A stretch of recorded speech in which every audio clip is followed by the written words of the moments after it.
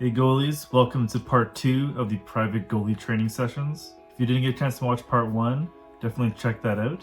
That one was mostly the coach kind of just explaining the fundamentals of goaltending and not too much work inside the crease. Session 2, however, we're going to start to do a lot more movement and build upon part 1.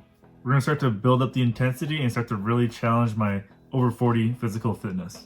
As always, a big shout out to Iris of Pro Vision Goaltending, who's going to be my coach for this series. Definitely check his website out in the link below if you're looking for some goaltending services if you're in the Lower Mainland. Big thanks to him for letting us use this footage for the channel. So with that said, let's see how these over 40 goalie legs handle butterfly drops and tons of T-pushes. So we're going to open off session 2 with addressing the weakest part of my skill set, which is that dreaded C-cut. I still have a lot of problems doing this even though I've been practicing this between sessions, particularly using that left leg. So we go through the same stuff as we did in the first video, isolating each leg going forwards and backwards, and then alternating forward and backwards. So this is definitely something that I need to keep working on in my own time, so you might find me at a public skate using a cone or two. You might even sign up for skating lessons in the fall just to help me out.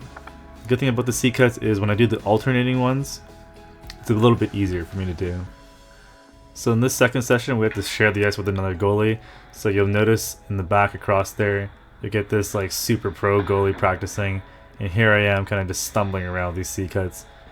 I'm not gonna lie, I felt a little intimidated going on the ice today, but as soon as I hit the ice my focus was just on the coach and just trying to address my skills. So continuing on from our first session, we kick off crease movements by starting on the post and then T-pushing to the top of the crease. So before we do that, we set up a few pucks for landmarks. This is actually something that I really overlooked when practicing on my own. It's actually pretty important to have a visual lead when doing these, otherwise you're kind of just aiming at nothing and then your movements can get sloppy. One of the things while doing this is we talked about keeping the blocker hand tucked into the post, so there's no gap between you and the post where the puck can sneak through.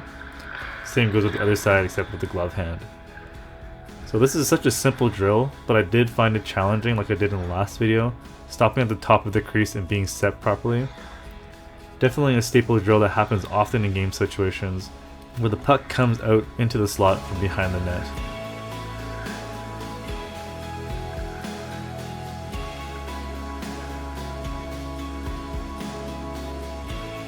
The next drill, we start on the post again, except first we'll push to the corner of the crease, and then T-push to the top, and then back to the far post.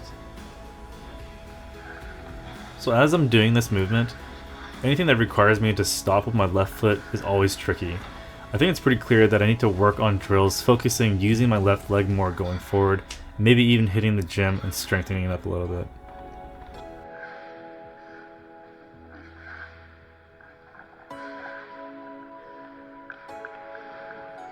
Before we go on to the next movement drill, the coach explains that your backside heel should be perpendicular to where you want to end up. Since you open up that foot and push to where you want to eventually go to, you want to swivel and place that heel in the right spot before moving. So this drill requires you to T-push to the far side, shuffle back to the middle, and then back to the other post. So that long T-push from the post across the crease was actually pretty tricky to do at first. I felt that I needed to put more weight on the lead leg after the push to get more balance, since I felt like I was going to fall over when I needed to stop. What I learned from this is that my long T-push is actually pretty weak. In fact, when I practiced this, I've slipped a few times, which basically means this is another thing to add to the list of practice items. I feel like doing these isolated movements is really starting to make me realize how much balance I actually need to do these properly, as opposed to just fumbling into position.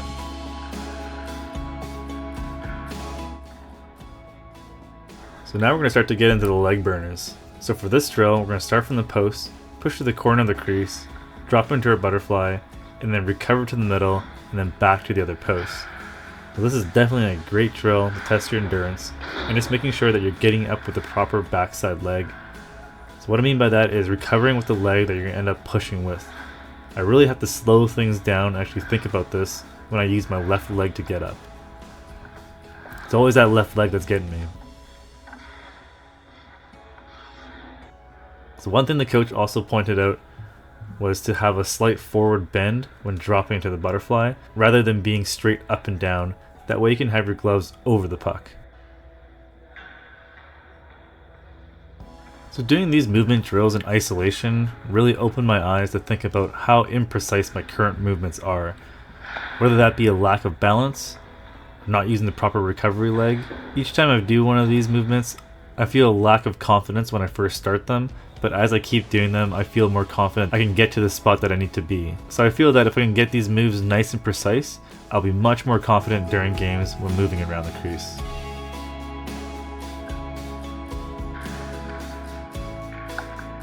So now that we're done with some movements, we're going to start to warm up the gloves before taking any shots. So there's the same thing that we did in session 1. We'll just do some isolated shots of the glove, making sure that we track with the eyes and chin into the glove, and then work on the blocker, making sure that we slightly turn our blocker to redirect the puck into the corner and not punch out at it. So warming up your gloves is really, really important, I think, especially if you're only able to get on the ice once a week. So find a trusted teammate that can set up some pucks and do some floaters at your gloves for you to get you warmed up.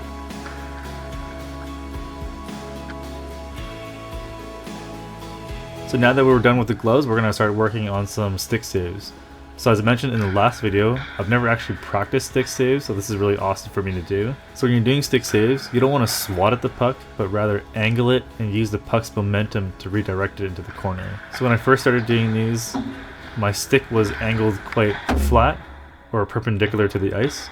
So the coach suggests that I add a slight angle to ramp up the puck into the corners. I can already say that even doing this type of stick save warm-up, it's already translated into my games where I'm actually starting to use my stick a lot more to redirect pucks into the corner, something that I've been unable to do due to the lack of practice.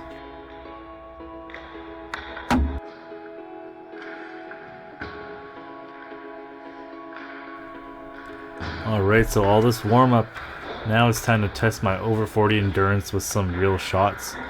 So the first one is a really basic low stick save, recover to the side, and then back to the middle for a static glove or blocker save.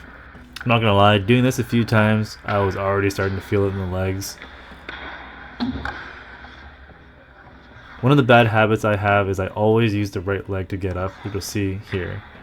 I really need to slow things down and make a conscious effort to recover with the left leg on these kinds of recoveries. I've actually led a handful of goals during the season because of this, so it's definitely something that I need to address. As gassed as I am, we're also starting to play rebounds now, which I'm already dying after the initial save. I've been horrible at rebounds lately, things just kind of bounce off me, so I'm definitely in for a tiring night at this pace. And again, you notice that I'm really trying to recover with the proper leg when going to left to right. I'll definitely need to work on this more.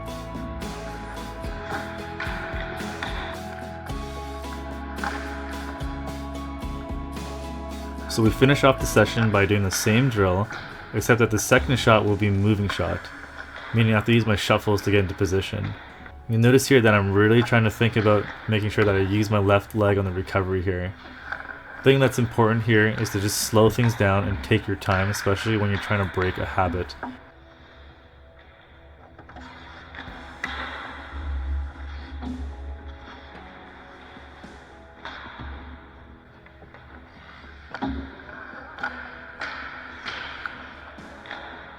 So I think the last shot here is I'm not even trying to butterfly, I'm just standing up because I'm just so tired. But that basically wraps up the second session.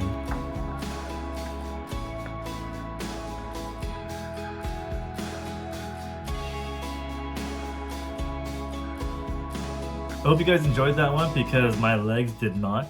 I've been playing a lot in the last few months, and this is probably the first time where the next morning I've actually started to feel a little bit of hip pain. I can't imagine pros who have to do these types of drills day in and day out. I imagine it takes a lot of recovery work to be able to do these types of things consistently.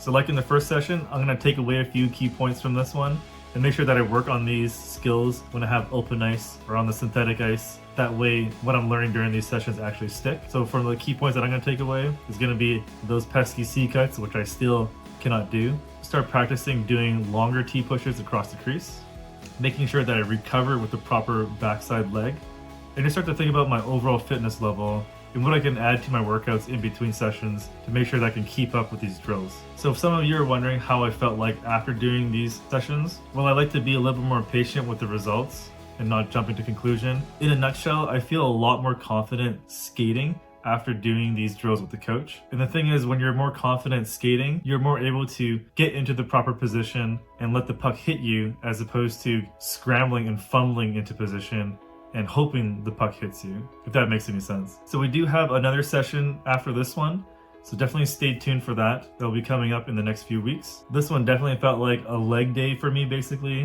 where my legs were just completely on fire afterwards. If this is any indication of how the next one's gonna be, I better be on point with my recovery routine and make sure that I hydrate and get enough sleep before the next session. Anyways, thanks again for watching, and I'll see you in the next one.